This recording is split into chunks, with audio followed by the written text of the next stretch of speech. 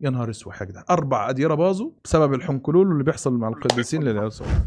بصوا كتاب الرهبنة القبطية في عصر القديس أنبا مقار، ده الكتاب هو يا جماعة دير القديس أنبا مقار صادر من الكنيسة، ماشي. الرهبنة القبطية عصر القديس أنبا مقار، الأب متى المسكين. فبيقول في صفحة 262 يقول: أبا بفنوتيوس البسيط الذي من شهيد، حدث لما أتيت إلى شهيد أني كنت شابا صغيرا، فلما رآني أبا بفنوتيوس رفض أن يسمح لي بالسكنة هناك قائلا: في أيامي لن أسمح للشباب أصحاب الوجوه التي تشبه وجوه النساء أن تسكن في شهيث بسبب الحروب التي يلقيها العدو على القديسين من جراء ذلك. قبل ما نكمل بيقول: لا ما اسمحش للشباب اللي وشه يسكن معانا، لا ما يسكنش معانا في شهيث أبدا. اللي وشه لازم يكون غضنفر، لازم يكون شلحف. هتجيب لي واحد ناعم وحلوه كده؟ لا لا، ما يسكنش معانا هنا. عشان ايه؟ الحروب التي يلقيها العدو على القديسين، على القديسين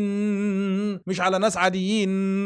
وقد اشتهر هذا الأب الفاضل بغيرته على السيرة الرهبانية، وسهروا على قطع أسباب العثرات بالثاء، على قطع أسباب العثرات. فكان يمنع الرهبان صغير السن دون سن 18 سنة من الرهبنة، وكان يعزو خراب 4 أديرة. 4 أديرة باظوا، 4 أديرة ضن تاريخ اهو باظوا، إلى وجود رهبان صغار منحلين. راهب منحل: لا تحضروا هنا شبانا صغارا، فقد تخربت 4 كنائس شهيد بسبب هذا الأمر. ومن هذا القول نتبين أنه عاش بعد الغارة الأولى. يا نهار اسود يا جدعان، 4 أديرة باظوا بسبب الحنكلول اللي بيحصل مع القديسين للعيال الصغيرة.